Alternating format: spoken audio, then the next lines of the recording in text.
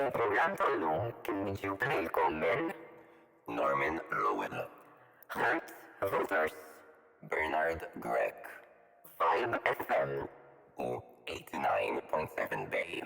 U fil-programm tal-lum ħaniddiskutu min ipoġġi l-kelma official fil-handles tagħhom tal-username l-Lemin Estrem u ASOS.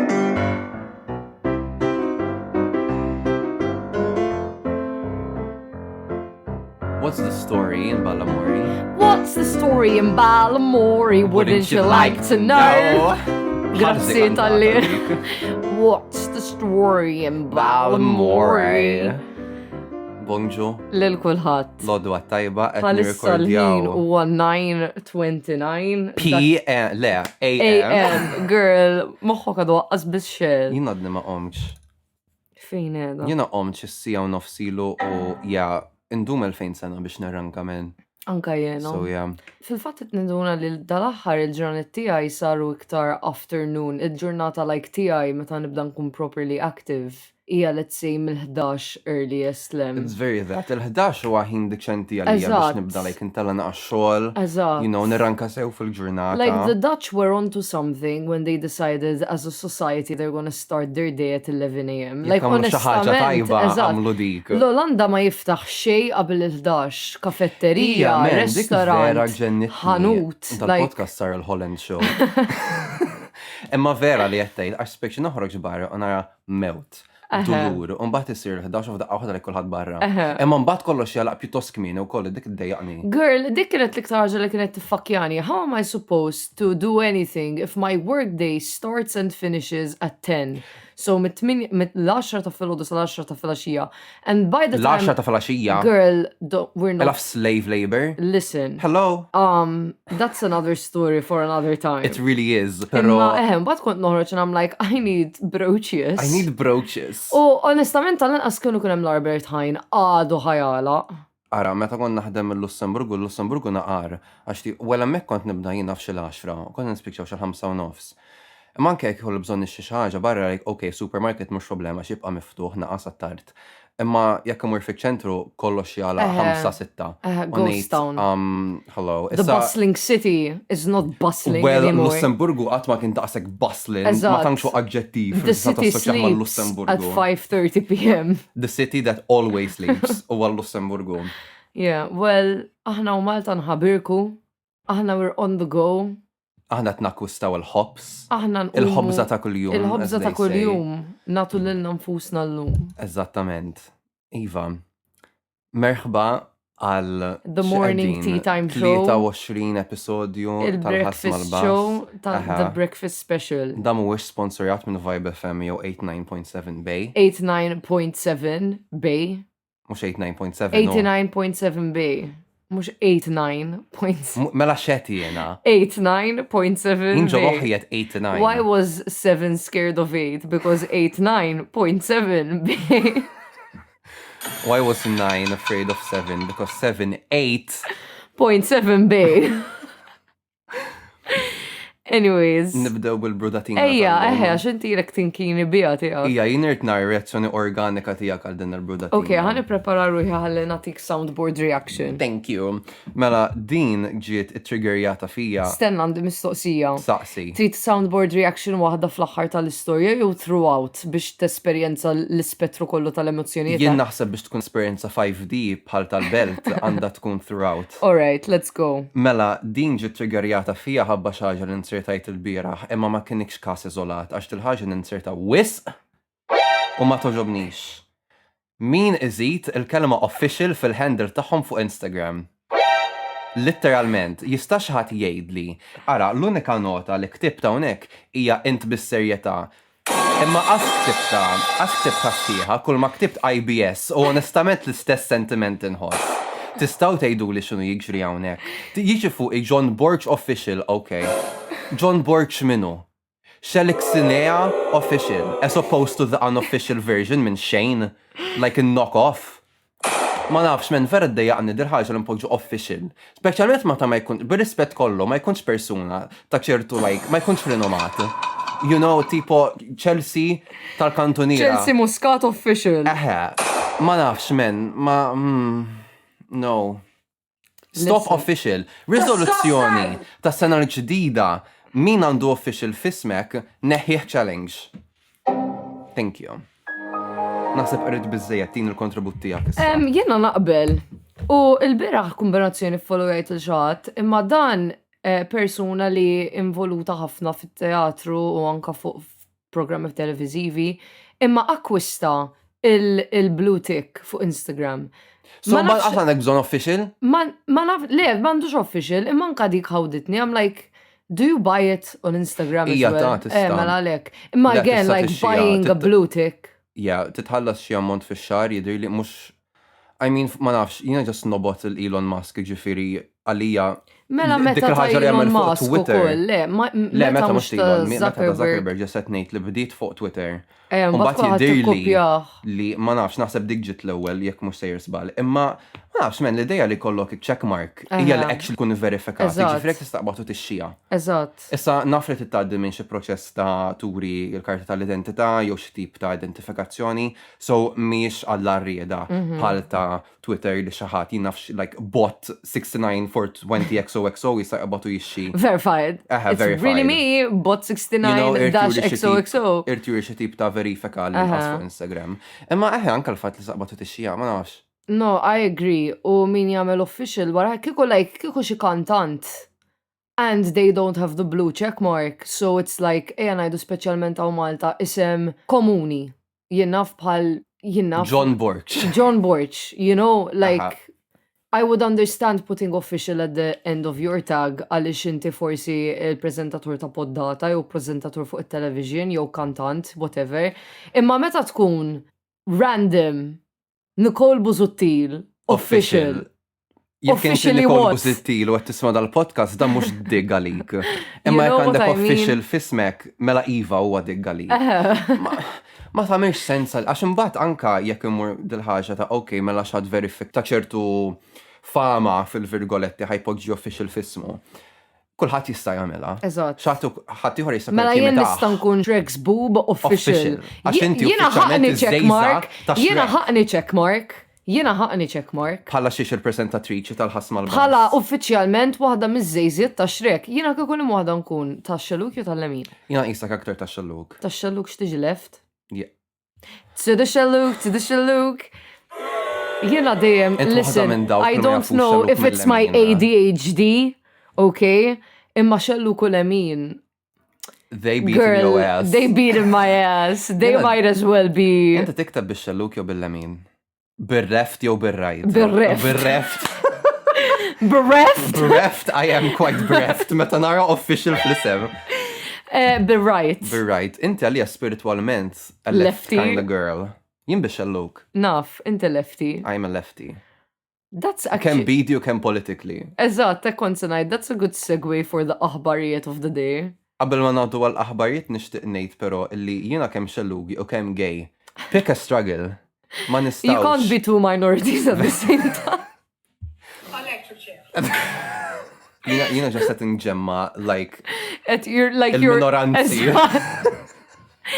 You are a white man, so at least you're winning as somewhere. I've got some advantage. Imma kull min għandu official fismu ma niflaħkomx. Iqfu daqshekk. He doesn't. U jien naħseb li hemm modi aktar kreattivi li turi inti l-persuna uffiċjali minn toqgħod tikteb official fismek. The real OG.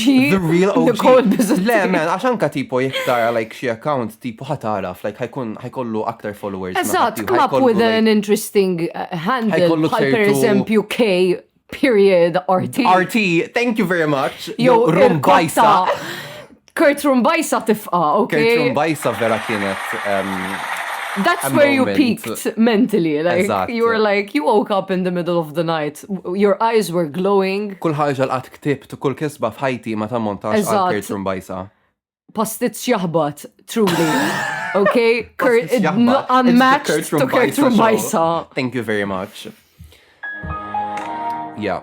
Illum qed inħossni I'm winning with the soundboard. Am I winning with the soundboard? You are winning with the soundboard. Għaxar darba unik ġon toqgħod tafas tlet fucking darbiet. 300,000 darba, that's for real. That's for For real. real this That's time. for real this time. Meta kontet neddit l-episodju tal-ġimla dit taf kem kontet noxa. Law Tatik netaħbal il-PTSD, il-sound imma. effects kolla li kontet impoġġi. Imma also l-PTSD ta' aħna inqumu fis-seba ta' fil-lodu just nismaw For real this U time. vera nstema demonika. Like Tyler, the creator, Jiena bekk nofs emerged imqajjem, from the just- pits of hell. Madonna. Jiena għandi niftakar like reazzjoni eżatta tijak. Inti taf kif Ma nafx irxoxtajt minn taħt il-frish. Neħi minn hemm. Anyways, Iva. għandek xi min ħaġa għandu oħra xi official fismu, jiena nara naqa pretenzjuża wkoll, to be honest. żid? Dik ukoll I must admit, għax it's like birispett kollu lil kisbiet kollha f'ħajtek, imma does it merit the word official? Xatt pal Ġesu, you know, like naraħ official. Jesus official for real. Jesus official, xatt pal Papa naraħ official. Pope Francis. Pope Francis official.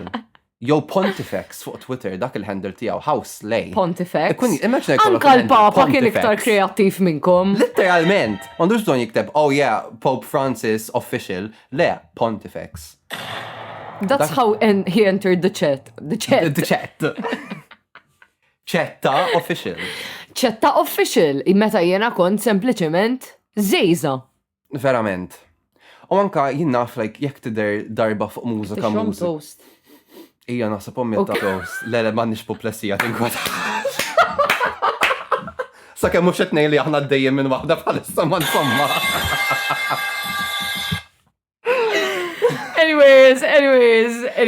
Anyways. Tipo, jekk inti tgħaddi għas-semifinali ta' Marta Eurovision Song Contest u ma tgħaddix għal-final, għalija ma timmertax official. Jekk inti What are you officially? darba ma timmertax official, ma nafx. U mhux qed nitkellem, ma diċ taqsam mal-opinjoni tiegħi ta' dak l-artist jew min ikun, just il-kelma official. It's so For real. cliché, it's so cringe, ma Ija, nistax għalija. imma to be honest naħseb ukoll qed nitkellmu fuq dan il-suġġett bil-perspettiva, the ingrained idea in our head li forsi mhux dejjem nagħtu biżżejjed valur lil dak li għandna f'Malta u dejjem narawha pretenzjuża jew like x'qed jippretenduha daw jew how like cringe it is. That's very when a fair, u Maltese naħseb- person does the same thing people abroad do as well.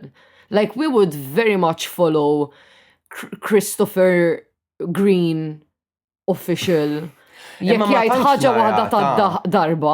True, imma ma tankx nara dil-ħaġa specifically li tpoġġu official It is quite fil-username. Maltese as well in itself. Ekku, naħseb fi ħafna mertu ta' dak li semmejt speċi ma nivalutawx bizzejiet it-talent Malti u aktar nipreferu nħarsu l-barra. I get it. Imma ċorta tibqa' cringe għalija. Like, għalija l-opinjoni. For real. This time. This time, għalija l-opinjoni tiegħi ta' artisti jew artista mhux ħatkun iffurmata minn Għandux għandux official minn ismu. jole. Jħan nara like il-kontribut artistiku tiegħu, you know what I Eżatt. mean?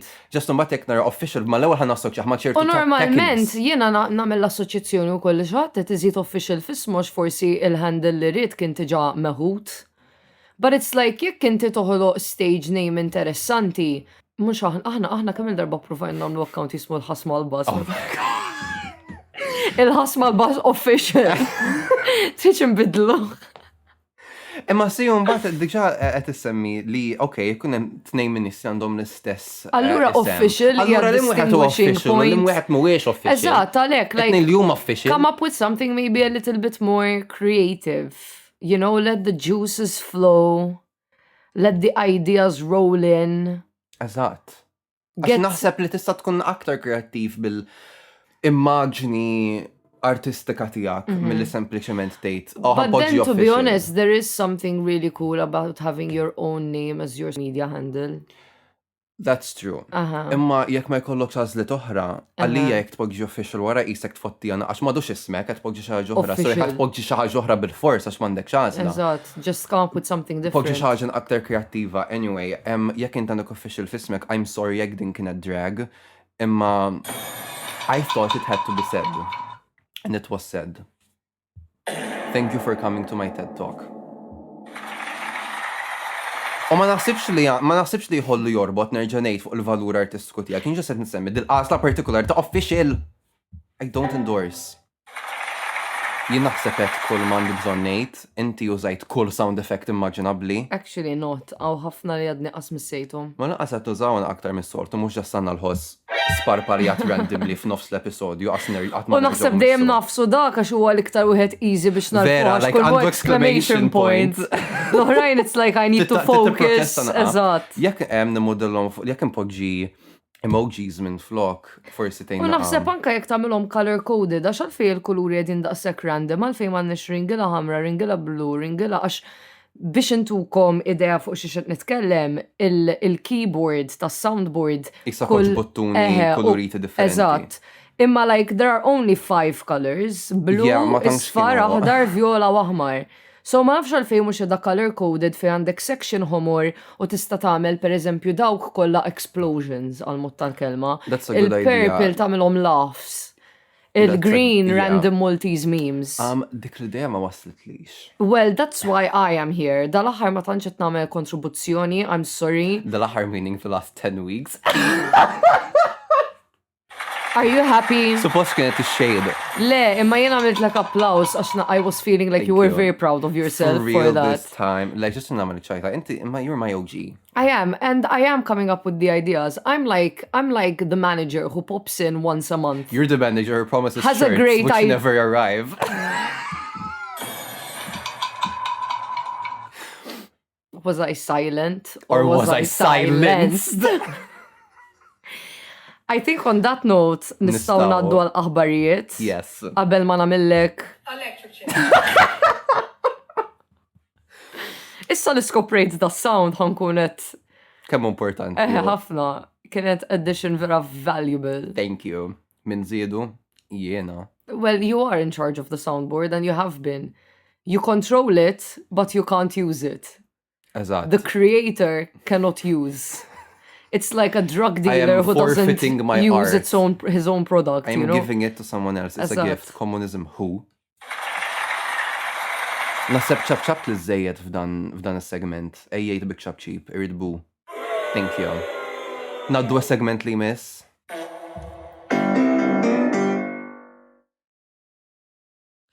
For real this time.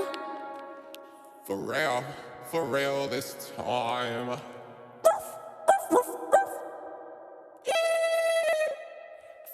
For real this time.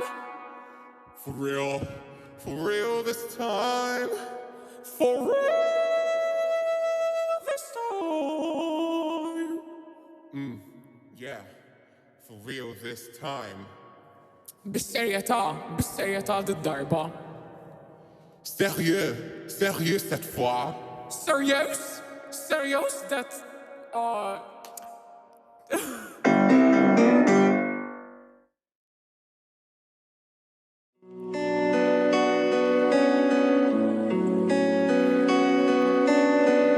Għal-aħbarijiet tal-lum. I'm sad. Bitch, yeah, I'm sad. So sad.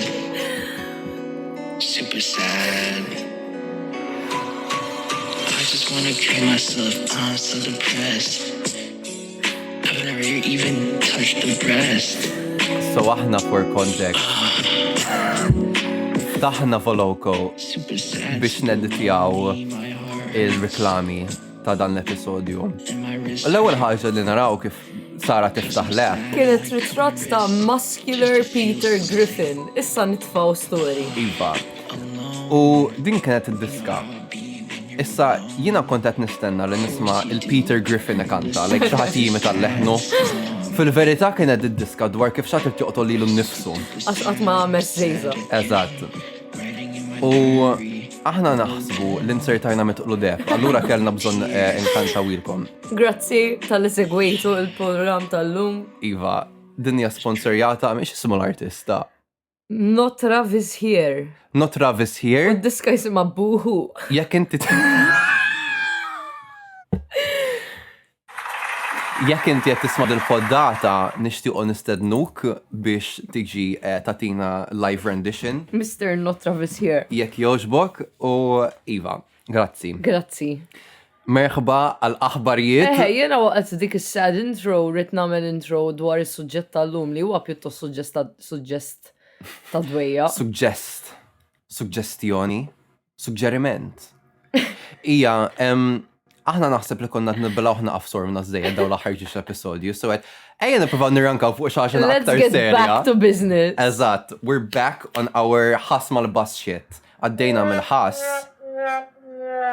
U wissa l-bass, dak il-semmija daw l-aħħar episodju jgħidu. Well, they listened either way. Eżatt, thank you. So, what does that say about you, really? Semmija lejali. Eżatt. Anyway, għal-aħbarijiet tal-lum, jiena suġġerejt li nitkellmu naqfu iż-żieda/suċċess l-Ispinta li ħadu l-Lemin Estrem dawn l-aħħar ftit xhur ma fil-verità dawn l-aħħar ftit snin ukoll fl-Ewropa.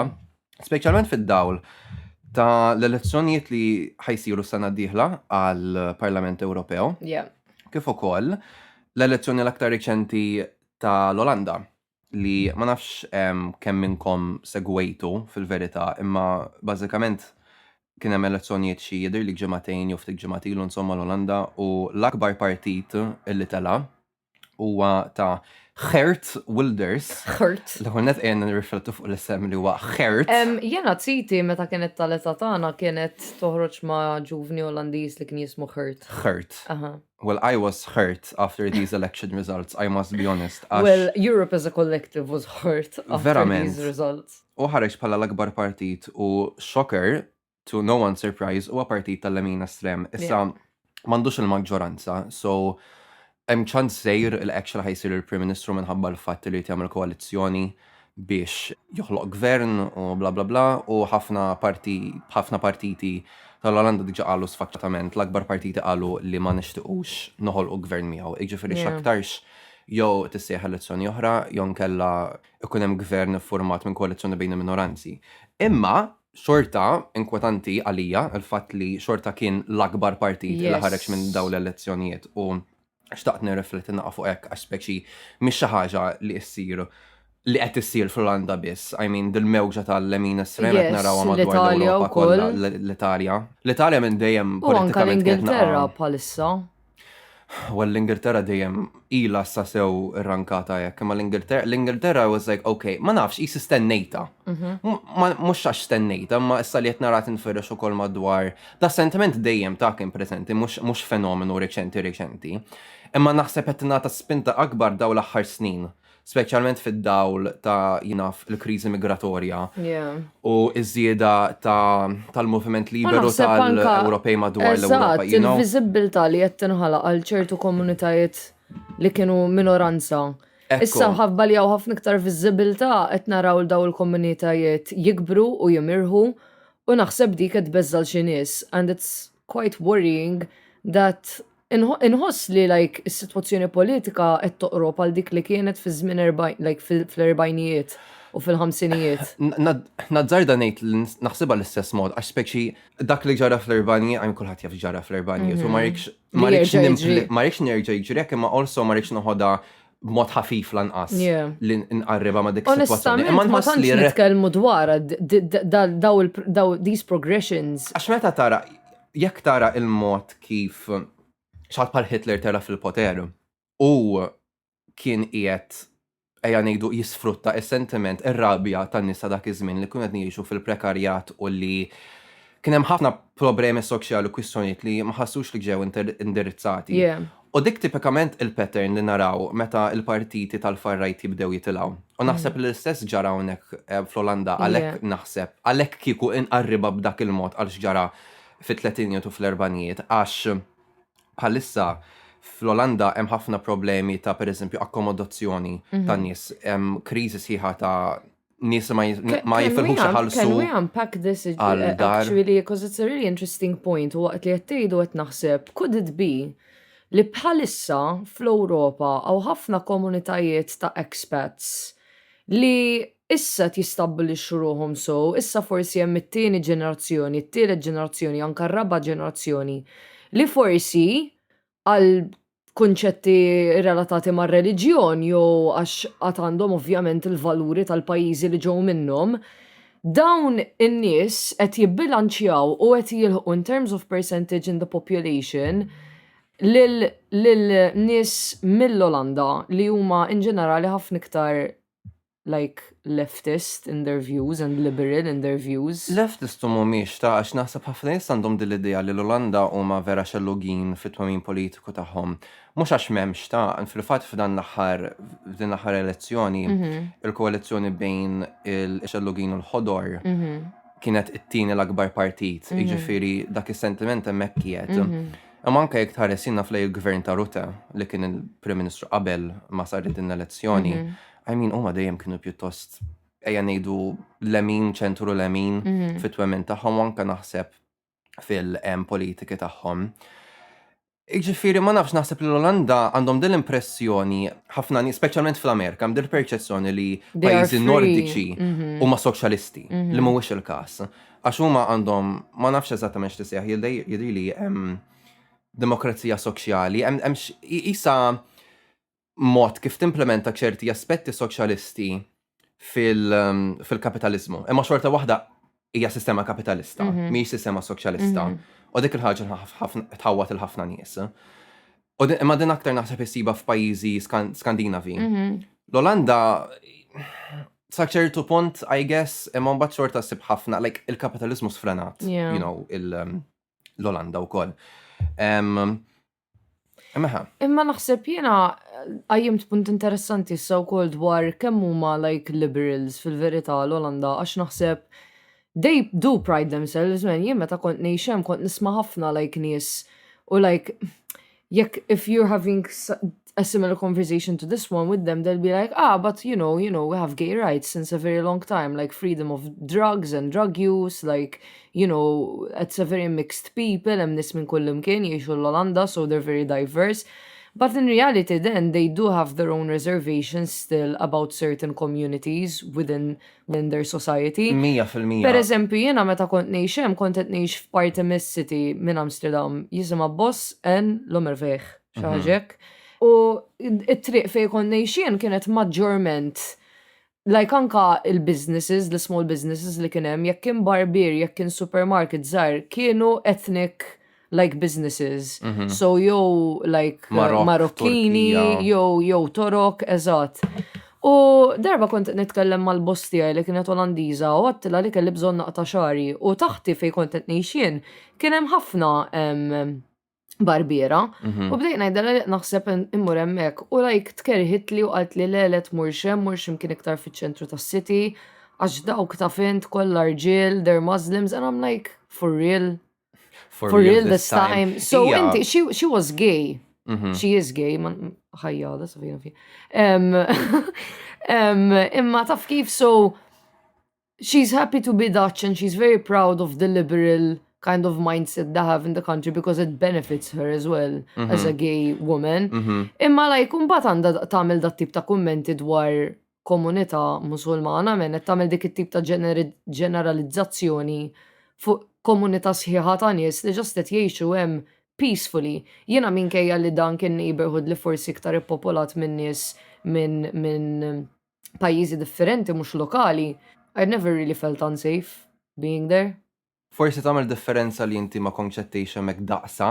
Nistgħu forsi nqarbuha wkoll ma' sitwazzjoni f'Malta sa ċertu punt għax tfakkarni kultant f'dak li I mean l-Ewropa kollha qed taffaċċja, you know, Malta taffaċċja l-kriżi migratorja mod aktar reċenti minn xi pajjiżi oħra, so ovvjament pajjiżi bħal Olanda pereżempju, minħabba l-kolonjaliżmu diġà hemm ħafna komunitajiet ta' etniċità mhux Olandiża li ilhom xi żmien sew li kienu qegħdin jgħixu l-Olanda u tista' tgħid li kien hemm jew integrazzjoni jew assimilazzjoni sa ċertu punt mal-bqija tal-komunità Olandiża. Ovvjament sa nitkellem ħafna fit-tul tagħha m'iniex daqshekk like ma nafx qatt mexx l-Olanda fit-tul laqqas jiġifieri. Hija ma it's surprising għax anke meta tkun fiċ-ċentru tas-city pereżempju, il-maġġoranza tan-nies ħajitkellmu awtomatikament bl-Ingliż għax tant hemm taħlit ta' nies li għalija jiena nara stramba. Skont fejn imma Amsterdam iva. Imma jien f'Amsterdam kont, alright fuq waħda minn neighborhoods mhux eżatti fiċ-ċentru, imma biex tasal fiċ-ċentru onestament ġieli mxejta minn nofsija kollox, jiġifieri I wasn't that far off from the center. Barra li Amsterdam hija belt pjuttost żgħira, so it's all very concentrated in one space. U meta tkun fiċ-ċentru, excluding tourists, hemm komunità li issa saret komunità lokali li hija imħalta ħafna. They're not all like local Dutch people. Aha, naħseb ma jiddependi l-im parti tal-belt tmur għax waħda mill-problemi li fil-konfront tal-immigrazzjoni u speċifikament l-integrazzjoni u naħseb din ukoll apparti il-fatt li n-nies diġà kienu arrabjati, qed nitkellem speċifikament dwar l-Olanda hawnhekk, apparti il-fatt li n-nies diġà kienu irrabjati peress li id-djar wisqaljin u ħadd ma jiflaħ ħallas għalihom.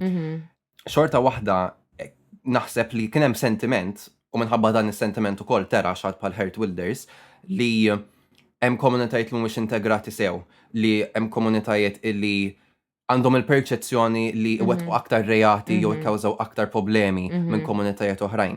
Imma mbagħad naħseb li f'dan il-każ din problema ġenerali mhux biss fl-Olanda, imma għandna tendenza nkunu wisq reattivi u mhux proattivi. Għax li naħseb li nsibu diffiċli li nagħmlu kultant, issa qed nitkellem teoretiku hawnhekk, jiġifieri mhux naf li mhix faċli timplementa dil ħaġa, imma dejjem qisna qatt ma norqdu il-sitwazzjoni b'mod aktar profond, qatt ma norqdu l-eruq. Għax ma nafux insaqsu jekk xi ħadd ngħidu aħna ikkawża reat partikolari u din il-persuna sirtat ta' etniċità partikolari. X'kienet ir-raġuni X'kienet ir-raġuni? Minħabba nuqqas ta' integrazzjoni jew ngħidu rabja l-soċjetà qed nfajjar hawnhekk. Imma okej, ngħidu forsi dawk kienu raġunijiet. Immorru aktar lil minn hekk. Għaliex ikkawżata dik x'inhuma ċirkostanzi, is-sitwazzjoni soċjo-ekonomika ta' dik il-persuna, il-fatt li pereżempju tpoġġew jew trabbew f'ghetto f'ċertu żona fil-belt u għalhekk m'hemmx ħafna aċċessibilità li dik il-persuna tintegra aktar x'qed issir biex jgħin l-integrazzjoni. Għax mhux qed ngħidlek biex qisni infarfar responsabilità ta' min wettaq ir-reat. Imma naħseb li biex dik il-problema b'mod ġenerali veru noqtu għasew, ma rridx inħarsu lejha l-każ mod iżolat lanqas, għax ma qed il-ħadd. Vera nħarsu lejhom at surface level, it's true these things, vera niddejaq pereżempju meta nara artiklu fuq il-gazzetta l-mod tal-kelma u meta jkun reat li kien wettqu persuna normalment ta' ġilda skura. So they specify that in the headline. It's like, why is it of relevance, man? X'kuluru? Jien naħseb li namluha bla ma naħsbu kultant anki jekk ma tkunx b'intenzjoni li jisna nipoġġhom fil-mira. Għax tant aħna mdorrijin lil Martin ta' ċertu karnaġġon u ta' ċertu kulur ħa fil-virgoletti li jisna hekk ma jkunx ta' dik ix-xejra ma jridu nispeċifikaw li ovvjament imbagħad iġib l-implikazzjonijiet u reperkussjonijiet tagħha stess. U fuq din in-nota wkoll xtaqt insemmi li meta jkollna dak l-approċċ li qisna meta nitfgħu dak id-dawl fuq dik il-persuna, again mhix ġustifikazzjoni ta' għaliex u kif sar dak ir-reat, pereżempju, imma bekk awtomatikament tkun qed teskludi innigdu aħna 99% ta' nies tal-istess etniċità jew l-istess font illi jew integraw sew jew li b'xi mod jew ieħor qegħdin jagħtu ġid lil pajjiż. U dik ir-reazzjoni mbagħad li ddejjaqni insomma dik wisq ħafifa li tirrabjani fil-konfront ta' nies tal-far-right għax imbagħad jisom jużaw dak il-1% bħala paraventu għal-problemi kollha li hemm f'dak il-pajjiż. Mentri mbagħad b'dak il-1% jiffurmaw l-immaġni li għandna ta' dawk id-99% l-oħra. Imma bekk m'intix qed tolqot il-problema fl-eruq tagħha. Eżatt. Isek qed tuża bħala scapegoat fl-aħħar mill-aħħar għax m'intix qed tmur aktar profond tolqot għalfejn għandek il-maġġoranza li qegħdin jirnexxielhom jagħtu xi tip ta' kontribut lil pajjiż b'mod pożittiv u mbagħad dak il-1% li għal raġuni orħa f'ħajjithom. Li fil-verità dak il-1% jeżisti f'kull grupp ta' nies. So dik il-1% ma jeżistix biss f'nies li huma komunitajiet iżgħar fis-soċjetà li huma ġejjin naf mill-Marok, mill-Indja, whatever. nis lokali wkoll Ma hawn minn dak il-1%. meta jkunu tal-lokal ma ninkwistjonawx. Eżatt, Okay, daqshekk, dawk eżatt. people jisnu for granted naħdu dak minn tagħna, dak minn hawnhekk, dak nista' jisna mhux problema tagħna li dik il-persuna għamlet xi ħaġa dik problema tiegħu. Taf dik mhux aħna mhux ħanoqogħdu nfarf responsabilità m'għandniex responsabilità x'inġorru. Jena, mbagħad going back to the point you were making earlier rigward meta bdejt tgħid għax aħna bdejna ngħidu this very much reminds us of the 40s and the 50s u nafu x'ġara politically f'dawk iż-żminijiet. And it is a scary thought, man, to reflect upon għaliex fil-verità imbagħad il-gwerra fil-40s fit-39 propja bdiet what fueled it really was hatred towards certain minorities within society. So, il-loot, anka jekk ma neċessarjament kienu x-minority, they were just, in control of businesses and that's what people hated. Il-komunità LGBT, il-komunità ta' nies b'diżabbiltajiet varji, it was fueled mainly by hatred towards those people. They wanted to annihilate those people from society. Because they thought that would make society better. U li qed nara jiena hija l-istess tip ta' mentalità li qed tmexxi l-qudiem din li ideoloġija far-right u hija vera tal-biża' kemm hawn nies li identifikaw magħha. Għaliex once again, billi jieħdu dan il-1% ta' nies minn minor communities fis-soċjetà bħala xempju ta' ara daw x'inhu ma jagħmlu, kemm ilhom li ġew crime increased by X%. They're living in the ghetto, it's creating a lot of problems, anka skużi ta' mart. Jużaw li daw in-nies qed iġibu ħafna mart magħhom.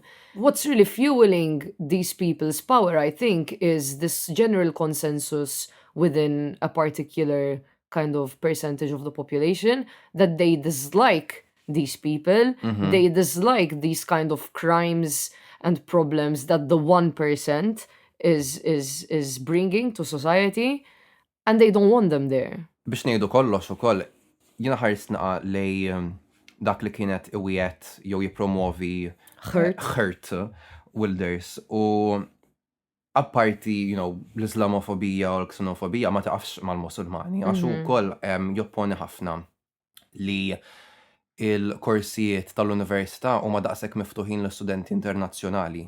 U jekk mhux sejjer żball kienet iwiet li neħi korsijiet undergraduate bl-Ingliż li jsiru kollha bl-Olandiż.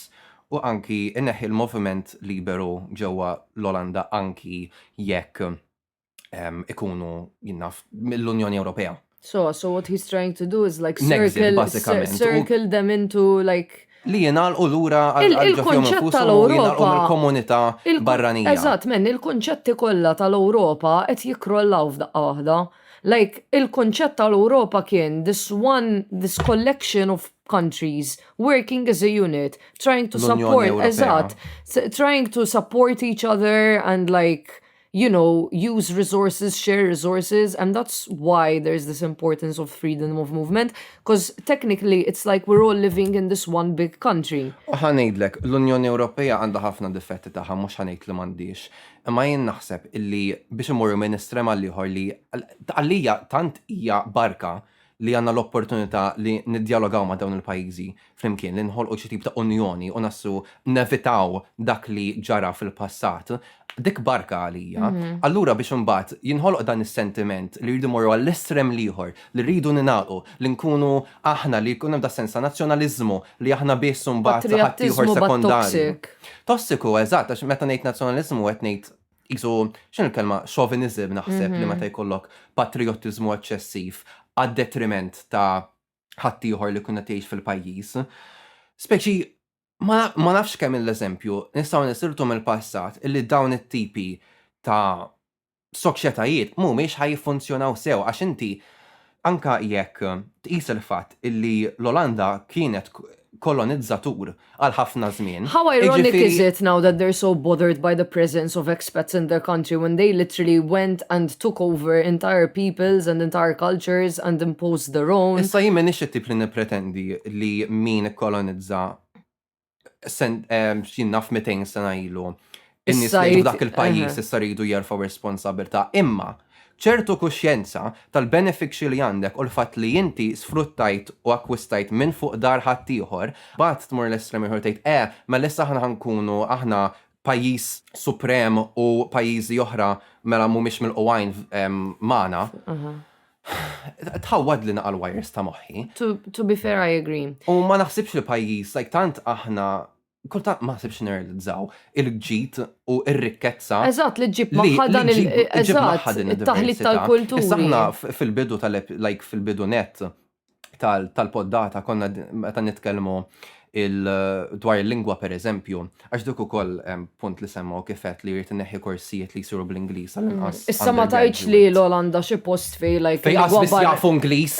Dik waħda, u ma tgħidx li hemm dal-effett jew dal-biża bħal manna Malta li biex nużaw l-Ingliż qed inkunu negliġenti. Jiena meta nitkellmu fuq is-sitwazzjoni tal-lingwa f'Malta dejjem ngħid jien noħodha for granted, imma aħjar nispeċifika, jiena ma nemminx f'xi supremazija tal-lingwa Maltija, ma nemminx li lingwa bilingwi men. Fġieħ kemm hemm. Riċentament kont meeting men. U għalulna, kulħadd jitkellem bil-Malti għax il-meeting ħajtwettaq kollu bil-Malti. Fair enough, u għek kienu il-prezenza ta' xi ministri u hekk ukoll. So I was like, fair enough, għax aħna Malta. Imma jekk il-Kostituzzjoni tisħaq li aħna pajjiż bilingwi u li kemm il-Malti u kemm l-Ingliż huma l-lingwi nazzjonali tagħna. Għalfejn. Uffiċjali, l-lingwa nazzjonali hija l-Malti. Okej, imma allura jew għandna bżonn nitalmu dal-kunċett għandna bżonn nitalmuh u namlu specification ta' fej ħanitkellmu bil-Malti biss għax dik hija l-lingwa nazzjonali u fej huwa tipo aċċettabbli li titkellem bit-tnejn u taqleb komdu kif trid. Għax imbagħad hemm ħafna, alright, allura fl-iskola li ma minn dal-kunċetti ħadħaddan.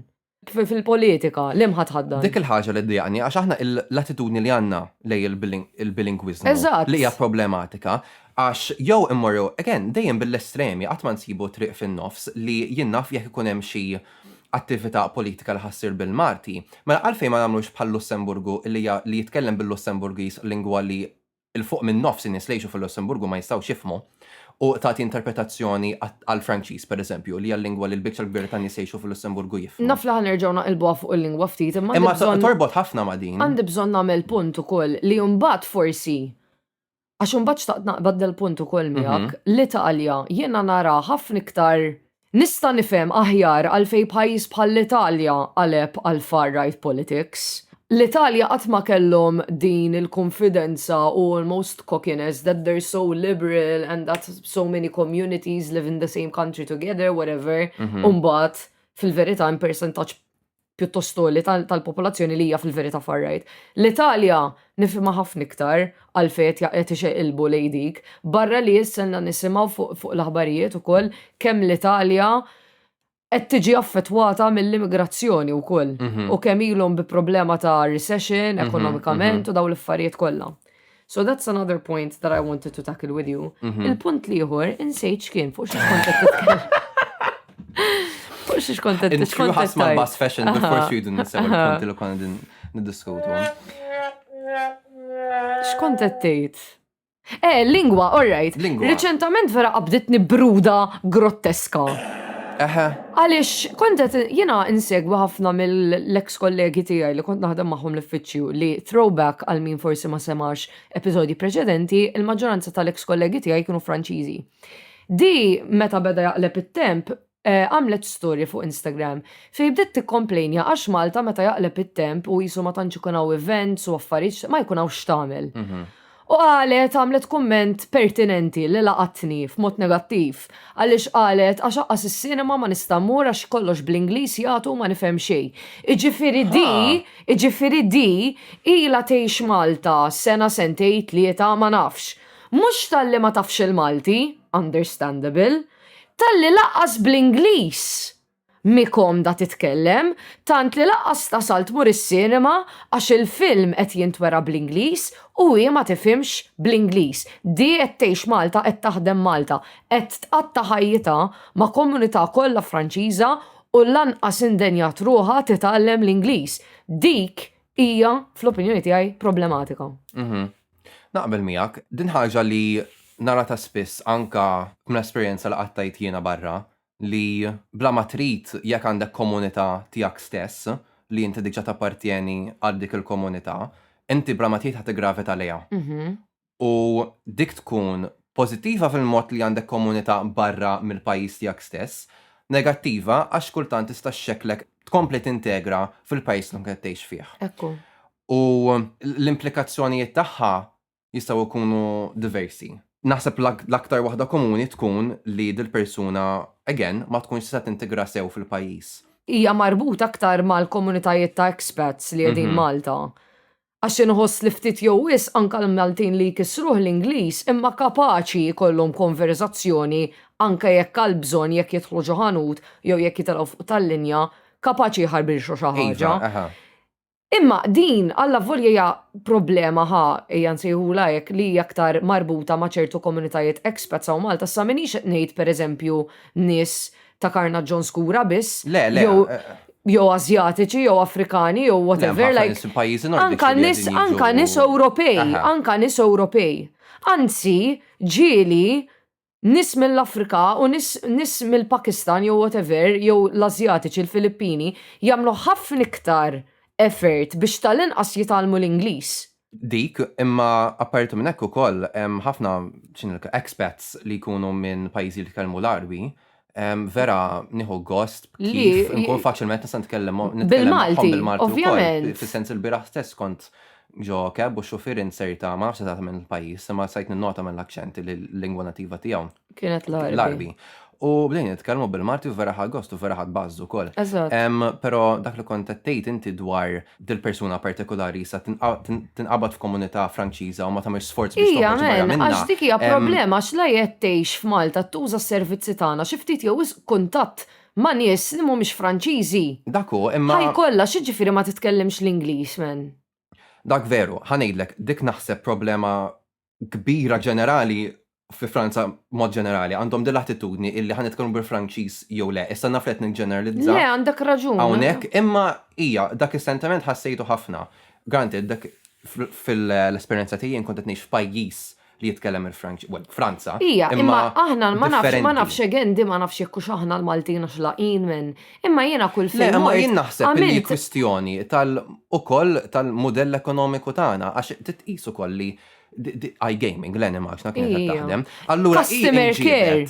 Iġifieri alla volja il-websites li konna noperaw aħna kienu maġġorment tal-klijenti Franċiżi.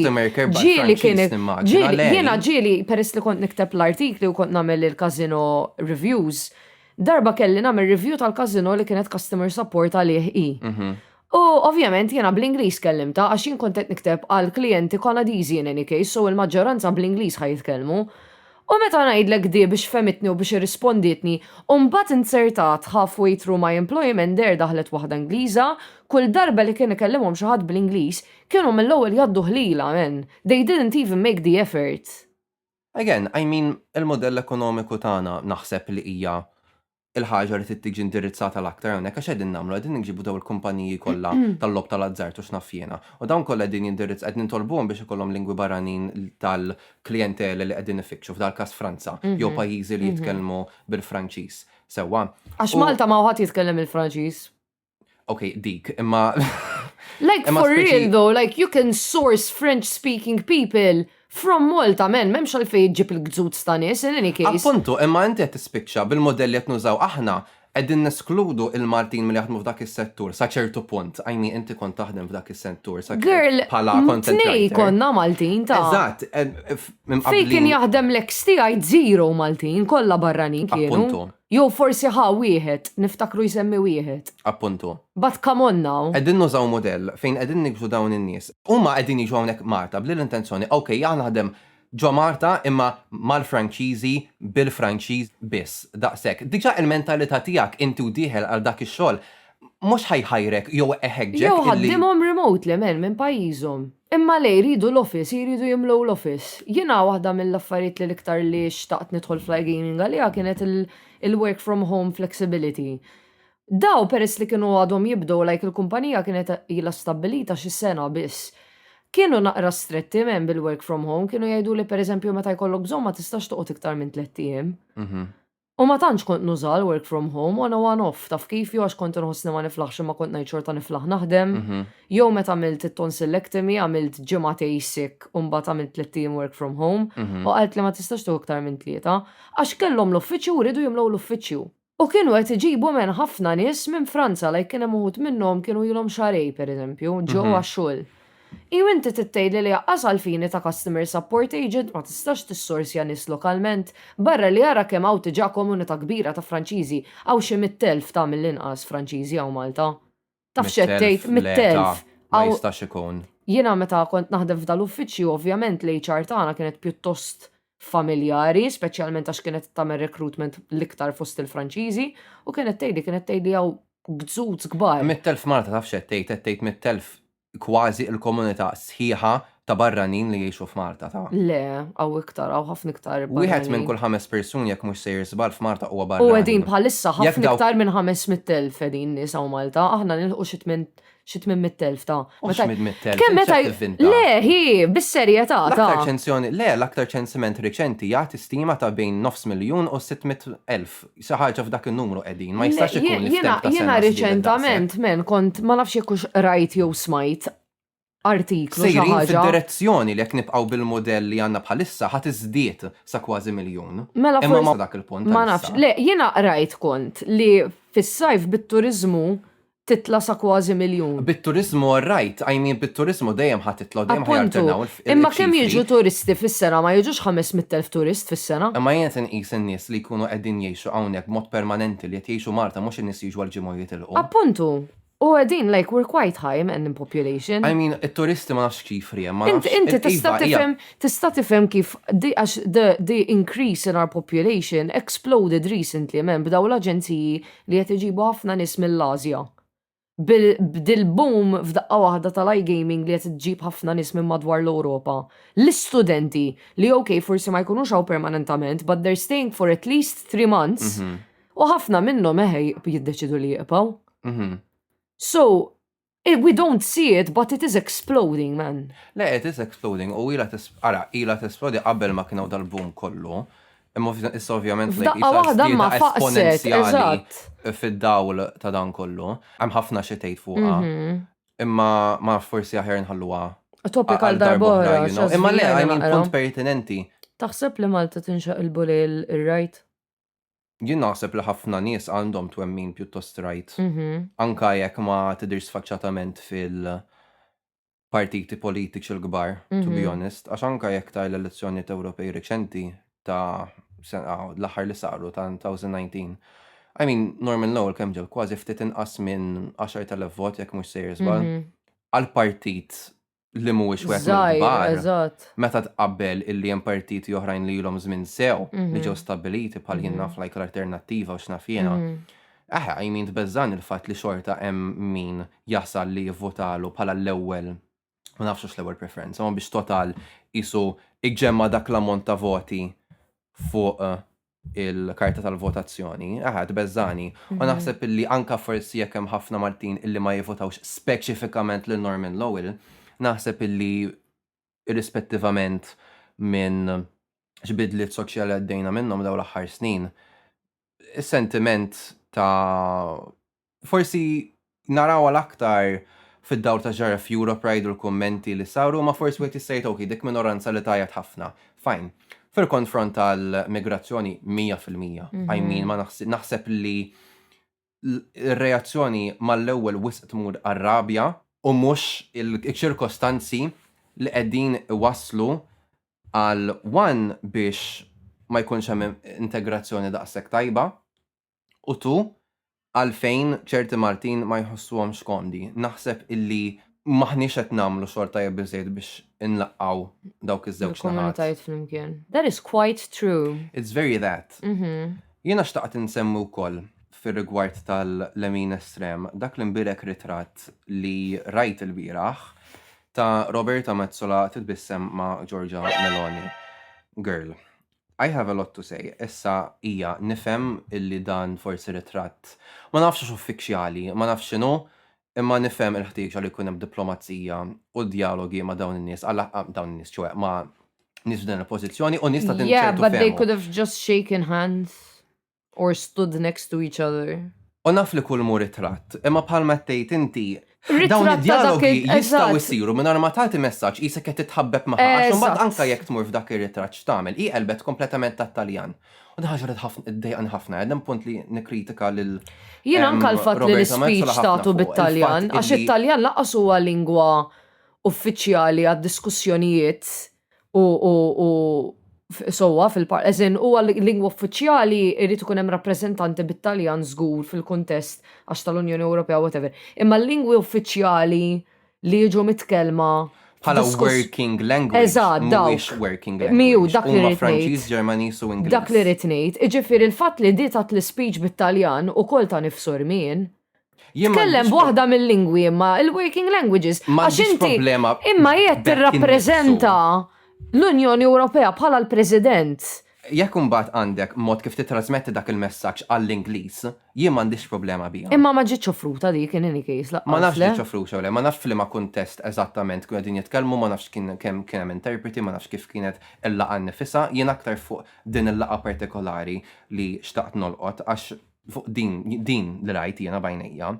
Għax imbagħad nibda ngħid, tant għandha segwaxi, tant għandha poter f'idejha illi dan il-messaġġ li qed nibatu illi persuna tant populista, tant assoċjata mal-lemin estrem, u li sa ċertu punt fil-fema tiegħi għadu jidher fil-politika tagħha u fit-twemmin tagħha li qiegħda tagħmel bħala Prim Ministru tal-Italja. Il-messaġġ li qegħdin nibatu b'dan ir-ritratt huwa li aħna ħodu nitħabbu magħhom, li ħanqogħdu naqilbu għat-Taljan biex nagħmluhom aktar komdi. Again, Mhux qed nipprova ngħid illi again m'għandniex niddialogaw magħhom mod diplomatiku, imma skużi ta' l-Unjoni Ewropea dejjem toqgħod Toqgħodx tilha, amen. illi aħna ħanix kontra aħna maħniex it-tip li nappoġġjaw dawn il-femijiet, aħna ma naqblux ma' twemmin lemin estrem. Meta mbagħad tara il-Parlament mifquh b'nies mill-lemin estrem. U fid-dawl anka ta' kemm kienet qed tażaq fil-konfront tal-Iżrael u l-Palestina, Girl, dak li kont se il-kredibilità ngħid. tal-Unjoni Ewropea diġà qiegħda naqbatuta. eżatt. Jiġifieri biex imbagħad tmur toqgħod tagħmel dan il-PR ma' dawn in-nies populisti, x'messaġġ qegħdin nibatu. Ekku. U dak li deq il-messaġġ. Kif konna ngħidu qabel bdejna nirrekordjaw, jiena nħoss li Roberta Metzola I went through a phase fej vera kont qed nieħu pjaċir nara tirrappreżenta lil Malta u bħala u li ħadet il-pożizzjoni tal-President tal-Unjoni Ewropea slay. U I think for a while whatever tal-Unjoni. She's the President of the European Union. Hemm ħafna nies ġa jgħidu min imexxi l-Unjoni Ewropea Metzola. Anyways. Anyway, yeah. Telliftni l-fil. I'm sorry. I feel like in the beginning she was doing well. Li Overall. nammira f'Roberta hija li, nammira mhux, għax koħanejt li pjuttost soda fit-twemmin tagħha, imma then again. Kulħadd jaf kemm kontra l-abort. Eżatt, then again kif ħafna marret għal dik il-pożizzjoni qalet jiena ħanieħu l-pożizzjoni tal-Parlament. U dik eżatt which I il-punt get, tiegħi għax li kelli nasal għalih. Tkun dik il-figura illi inti tneħħi sa ċertu punt it-twemmin tiegħek. Personali tiegħu. U mbagħad inti taqdi funzjoni ta' Community, l-entità eżatt. li inti qed tirrappreżenta. Imma mbagħad nibda ngħid jekk inti daqshekk faċilment ħadd eskludi it-twemmin li inti sa qabel dak il-punt kont daqshekk determinata fuq. It's questionable. The character is questionable. U dak eżatt kien il-punt tiegħi li kont se nasal għalih. Li ġieli naqrejsa pin-nur. She always just changes what she's representing and what she's speaking for, depending on who she's surrounded with. Il-problema li għandi b'Roberta hija l-istess problema li għandi bil-Partit Nazzjonalista mod ġenerali. Tant ixaqleb minn estrema l-ieħor, tant huwa mifrut m'għandux idea x'direzzjoni ħajaqbad jieħu. Imma jien in ġenerali hawn Malta U le- nara il-politika tagħna hija li l-partit li ma jkunx bħalissa fil-gvern Sempliċement jagħmel jopponi. eżatt, literalment. Għal-punt. Because at the end of the day they could agree. Il-oppożizzjoni tista' sempliċement toffri mod aħjar ċertu affarijiet jew kif timmanifesta ċertu ideoloġiji u kunċetti li qed nitkellmu dwar. You don't need to just say jekk il-partit li għad fil-gvern bħalissa jgħid inti tajlu le ta' Z. U Taf għalek ma kif, nafx like- għandhom daqs kredibilità għax jisu, ma nafx fil-konfront li nara jien naf Bernard Grek. One ma nafx daqs karizmatiku bħala mexxej personalment, imma parti minn hekk qisu meta jindirizza il-Parlament. U ġast imur fuq dan it-tirade dwar kif naf li il-Partit Laburista qed jażaq bħalissa, imma inti x'għettejt li billi tikkritika huma is-soluzzjonijiet. Fejn is-soluzzjonijiet? Is-soluzzjonijiet li qegħdin jipproponu dawk kull ħaġa li joħorġu bija ma nafx men mhijiex tikkonvinċini u mhijiex radikali biżejjed biex ngħid iva dan huwa partit kredibbli li jaf eżattament xi jrid, jaf id-direzzjoni li jixtieq jieħu. Ma ħadtix minna. We had a lot to say. We did have a lot to say. U s-sitwazzjoni il-prospetti li għandna f'Malta huma wkoll tal-biżax. Fil-verità, is-sitwazzjoni li qegħdin fiha bħalissa mhijiex komda, mhijiex pjaċevoli, mhijiex ħadd mhu kuntent. Jiena nemmen li ħadd mhu kuntent ħlief minn qed japprofittaw ruħhom il-kapitaliżmu u hija f'pożizzjoni tajba ħabba l-isfrutti tal-kapitaliżmu.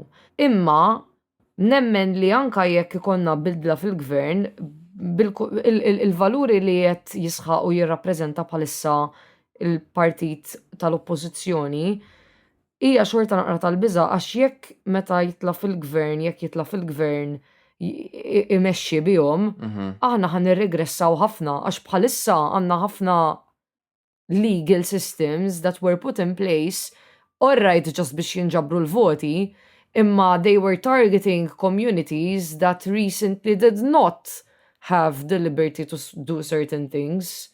So dak għall-inqas alla volja kienet mamula l-ħaġa maybe not with the right motivation, but at least we're living a more comfortable life than we did before. To an extent. Per eżempju, id-drittijiet tal-gay rights, id-drittijiet tal-adozzjoni, id-drittijiet anka in terms of like the legalization of weed, alla volja kienet mamula minn sorma u miex ma tantx tagħmel sens. At least now people who are caught with X amount of weed on their person aren't sent to prison, man. You know what I mean? Jiena ma nafx naqbad ngħid għax ġenwinament tant jiena kont I always feel like I need to preface when I'm having this conversation għax naf kemm faċli hawn Malta li jgħidu alright mela diet tgħidlek mela x'ma dik il-partit. That's not the case. Jien qed nipprova nkun oġġettiva kemm jista' jkun u ovvjament aħna l-esperjenza tagħna bħala nies li għandna id-dritt li nivvotaw dejjem kienet taħt il-gvern li għandna bħalissa. Iva. So nistgħu nitkellmu l-iktar minn dak il-lat. Eżatt, nistgħu nitkellmu l-iktar mill-esperjenza tagħna kemm inna konxi ta' x'inhu jiġri politikament f'pajjiżna. Eżatt. Jiena kemm ilni konxju ta' x'qed isir fil-pajjiż, ma nħossx li jekk jitla il-Partit Nazzjonalista ma nafx direzzjoni, ġenwinament ma nafx direzzjoni ħanieħdu għax m'għandix idea min ma nafx x'ideoloġija suppost qegħdin jippromuovu għax għandek nofs illi jisu aktar konservattiv u nofs li qed jipprova jkun aktar progressiv u din ma qasbejnietom ma jaqblu, eżatt, qasbejnietom ma jaqblu. Jiġifieri mhux ħanejt li jekk jitraw fil-gvern radikalment imbagħad ħajnieħu dawk id-dittijiet kollha li akkwistajna, mhux ma sibx ħajmor. Imma naf li hemm nies il-partit ittihom f'sorma. Imma jiena naħseb meta ġie elett il-partit li hemm bħalissa l-Italja ħadd ma stenna li actually ċertu drittijiet ħajtneħħu all together, imma dik hija d-diskussjoni li qed tittieħed bħalissa fl-Italja. F'post bħall-Italja min bekk jibdew jaqbdu ma' minoranza, mbagħad jaqbdu ma' demografija oħra mbagħad jaqbdu demografija oħra sakemm f'daqqa waħda mbabbla ma taf. Dik il-ħaġa li ddejjaqni f'partiti tal-Lemin. Għax dejjem jippruvaw itaffu l-pożizzjoni tagħhom milli vera hi.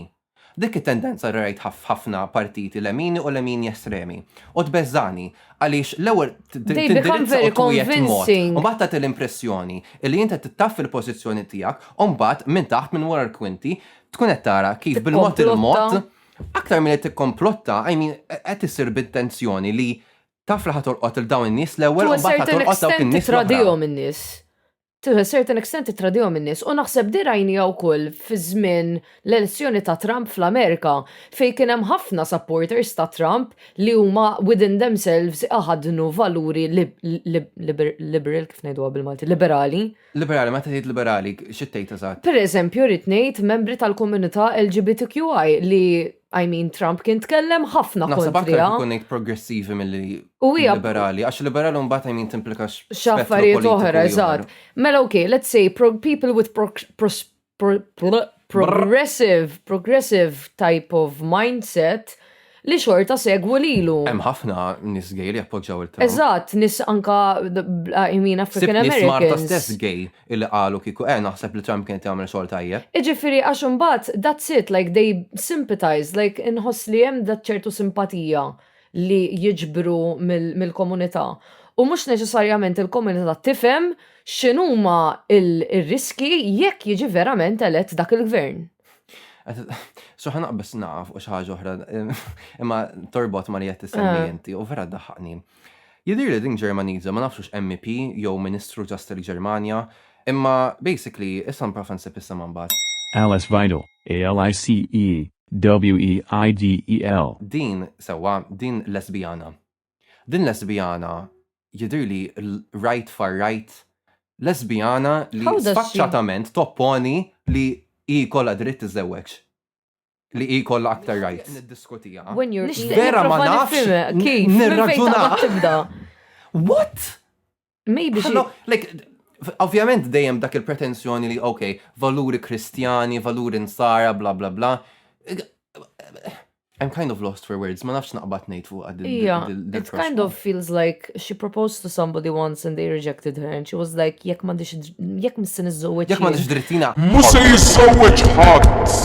She supports civil unions, not civil marriage, to protect the traditional family. Make it make sense. Imma mbagħad nibda ngħid, jekk dawn in-nies huma nies li jiġu eletti, Madonna girl. Jekk dawn Fej sejrin. Like, eżatt, it's how do you Alright, even... ħamara waħda minn like Yeah, but, pajjiż but imma how Madonna do you men even li make għandha sense of that? pożizzjoni. How do you even make sense of that? Like kif ma tkunx tixtieq li inti jkollok id-drittijiet ċivili tiegħek progressati. Mhux għalik biss ta' imma anke l-ħadd ieħor Għal-komunità kollha tiegħek, eżatt. Issa m'hemmx toqgħod niftaħ l-ktieb ta' dawn nies gay speċi, jistgħu jrabbu tifel, jistgħu jrabbu tifla, x'inhu l-effett fuq naħseb li hemm biżejjed letteratura li turi li mhuwiex il-każ li dan huwa problematiku għal min qed jitrabba, m'għandix bżonn noqgħod nidħol f'dak kollu. Imma when the call is coming from inside the house, meta huma n-nies tal-komunità tiegħek stess jitraduk f'dak il-mod. Hello? Anyway, nota naqa' qarsa forsi biex naqgħu din il-konverzazzjoni, imma I think it had to be said. At Europe right now, Yeah. to be honest. Naħseb l-aħħar ħaġa li nixtieq nagħlaq biha din biex nagħlqu din il-konverzazzjoni. Ħafna nies bħal Geert Wilders, bħal Trump, anka Norman Lowell, ma jħoduhomx bis-serjetà fil-bidu.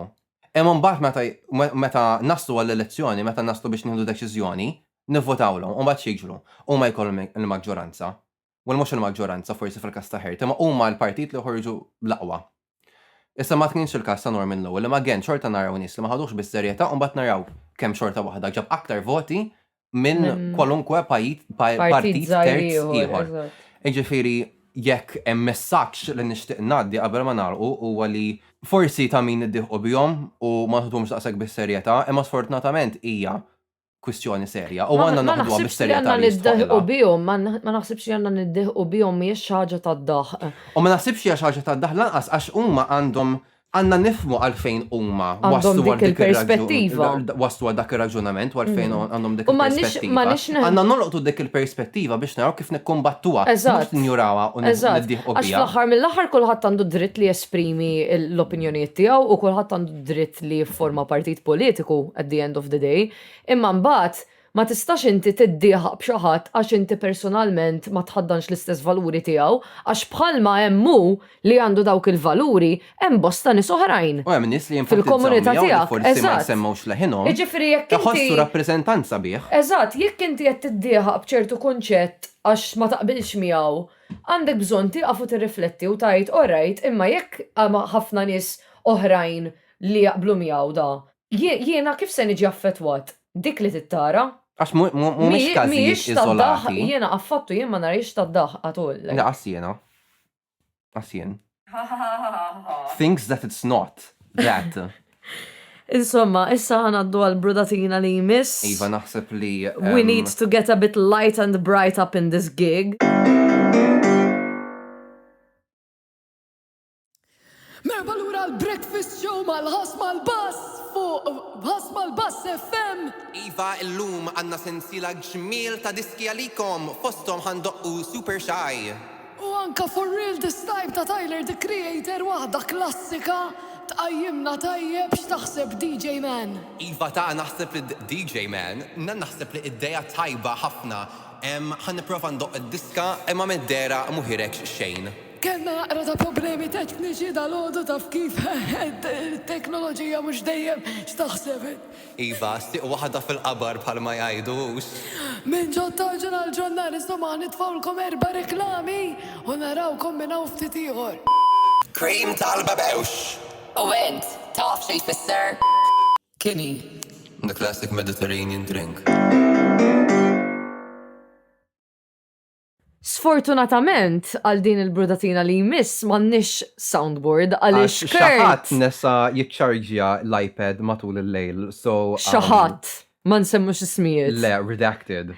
U ilu 3 kwarti jara ħatieqa fl-ewwel your battery is on 20%, u mbagħad your battery is on 10%. U dejjem ġist jagħmilha close. Issa l-iPad għamlet shutdown. Għamlet close. No, thank you. She said my shift is over. Eżatt, jimminix U mhux se minuta jiċċarġja. aktar. U mhux se jiċċarġja. U daqsek. Iġifieri in-nuqqas ta' briju li ħajkonna f'din is-sezzjoni huwa kollha tort ta' Redacted. Speaking of Brio, il-festa saret parti mill-Wirt Intangibbli tal-UNESCO. proset, hekk għandha tkun. Kont nagħmel a round of applause. Unfortunately. M'għandniex soundboard. So yeah. Maybe it's for the Il-brudatina best. tal-lum kienet se tkun dwar ASOS għalija, imma issa Missa saret ħatkun int. Jiena. Il-brudatina Girl, tiegħi. jiena l-brudatina tiegħek ta' kuljum. Vera, kont se ngħid, il-brudatina tiegħi minn xin norqod sa xin inqum, u bil-kontra wkoll minn xun inqum sa xin norqod. 24/7. Jiena ngħid, għajma Kurt u għajma l-bajt. Eżatt. Imma anyway, ħanidħol għal-brudatina li propja kont ħanitkellem dwarha Mrs. ASOS. Assos. Jiena reċent għamilt xirja sostanzjali fejn faqt. Daxkien. Biex intikom idea għamilt biċċa ta' xogħol ta' ġimgħa bħala ASM u l-paga kollha li qlajt għal dik il-ġimgħa. ASOS. Infaqta ASOS. Ħankun onest, jien sorpriż li mhux fuq xejn. Actually, infaqt 10 euro iktar mill-li qlajt. Wow. So, inti bis-surplus. Aha, Yeah. għamilt negative. So, inti issa bil-le, bil-deficit issa. Eżatt. Inti nqast 10 euro għar mill-li kont. Eżatt. Yeah, and I ordered 3 pairs of shoes. A tote bag twice because one of them is a gift. A t-shirt twice because one of them is a gift. Mux għalik. Wow. Għaxa tħares Għax għalija. ħatin iż-żarbun. Għaxa tħares lejja bħal żarbun ħantik. Ma nafx ta' Shrek. Ikun like collab. Oh my god, Shrek rocks, right, Ma jena mwettek żarbun qatt. Għat ma għet nizarbun, imma saret zarbun, għaxin kjara. Inti għadek kif għamilt li kif tagħmel trophy wife l-raġel tagħha, inti ħad tixtri li żarbun. Mbagħad you gaslight him into believing that he's promised you shoes. Eżad, inti għet nizarbun ta' Sara, like ġiex episodi ilu. Fejn zarbun? Jien għandi, alright, gots semmija, lesti biex jiċċertifikaw li inti qatt ma ġejt imwiegħed żarbun. Kikun naslu minni. għal-gwerra bejnietna, min ikun fil-faction ta' Sara u min ikun fil-faction ta' Diħan għamluha Paul. Jien nibża li kulħadd ħajgravita lejk u ħankunu Jiena nibża li kulħadd ħajgrafita lejk u jien inkun waħdi. Oh my god, jien nista' nagħtikom ħafna chocolate orange. Bħalissa qed impoġġuhom Għax trajt, f'pożizzjoni like, ta' visibilju. tifel ta' 5 snin li huma missieru qed jissaparaw. U jgħidulu il-min tħobb l-iktar, ma minn ġej. Ejja, id-dek xiedi, u batna toħt trauma l-ħajtu kollu. Aħna maħna ħan id-divorzjaw qatt. La, aħna eternament ma' udin. Aħna ħankunu toxic parents li jibqaw fl-imkien għal dejjem. Yeah, for better or for worse. For better or for worse. For Insomma. worse or for worser. Worstest. Anyways, so din ix-xirja. Ix-xinja. Ix-xirja. Mġar xini. Actually, xirja minn fuq xien missa jkun jisima xinja. Anyways, għamilt xirja ta' Redacted. euros. Nħobb li kellek taqsam dan l-ammont. Għax, anyways, dik ix-xirja issa għamila redact. Anyway, u għalu li l-estimated delivery time tijaj huwa 18 ta' Deċembru. U jena tiġa kienet se taqbad tiġini bruda Popolazija. għalija, għalix jien bdejt najt jena specifically ordinajt boots għalix dil-ġimma ħansifer u nishtiq il-boots. U tiġa kontet nipjana x'nista' nagħmel and like just hope for the best with my stanky ass pumas jew x'huma li jenni naħra fihom sajf sħiħ. Girl. Imma il-biraħ alas wasalt id-dar u kien hemm il-pakket jistennini. Għaliex għalas, mhux aħjar.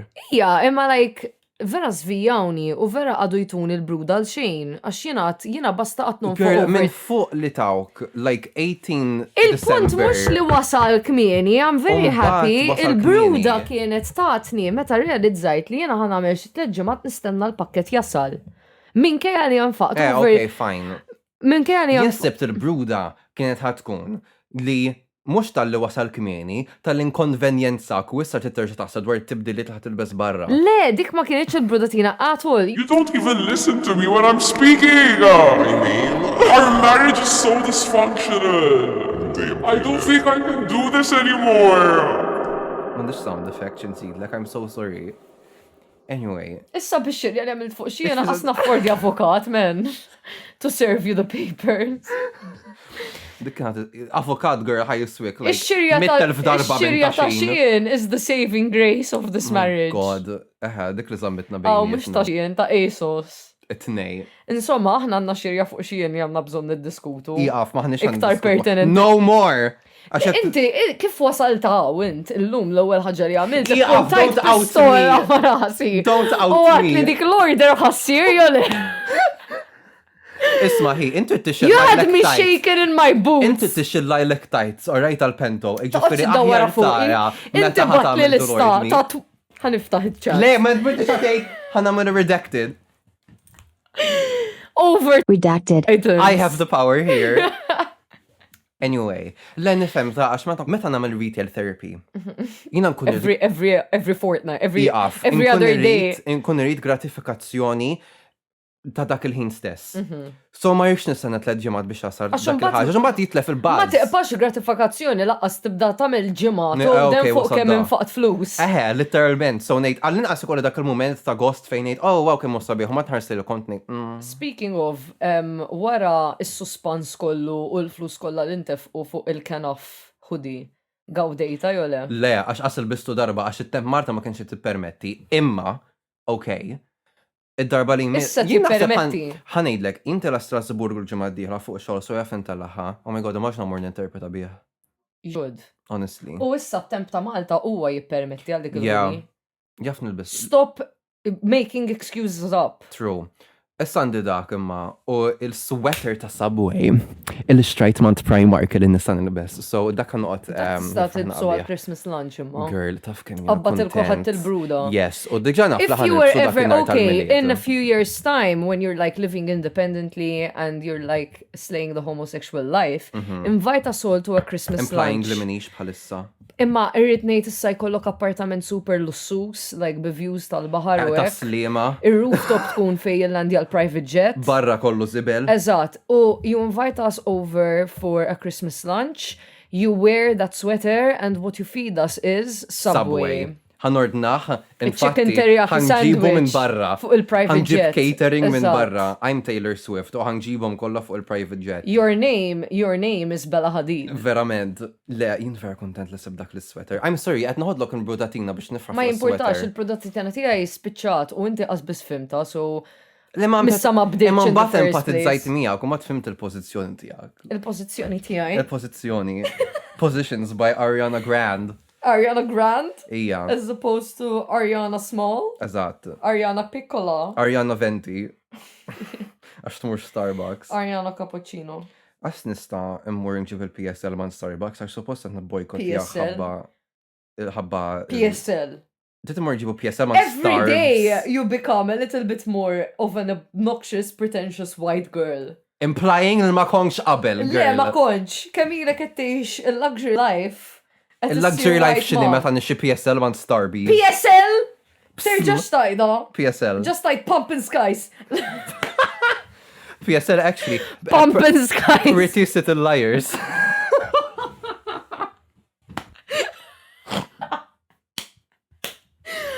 Naħseb on that nose. Yeah. Listi. Għadna xar minuti, man. Bissi, more than enough. Anyway. Anyways. Grazzi ħafna tal-li segwejtu il-ħasma l-bas. For real this time. U narawkom il-ġimgħa id-dieħ. Da meta ħajħorġ dal-episod? Mux il-ġimma d-dieħla. Imma x'data jkollna? 13. Il-ġimgħa ta' wara l-miliet. 13. Irridu nagħmlu Umbat, ta' wara 20, so nisir nikordjaw tal-20. irridu nagħmlu Christmas special Yes, dak jista' jkun. ta' 20, jom bat il-ġimgħa ta' wara jkun għadu ma ġiex il-Christmas. Le, mbagħad il-ġimgħa ta' wara jgħaddi Christmas. Okay. One eternity later. Biex nagħlqu l-programm tal-lum,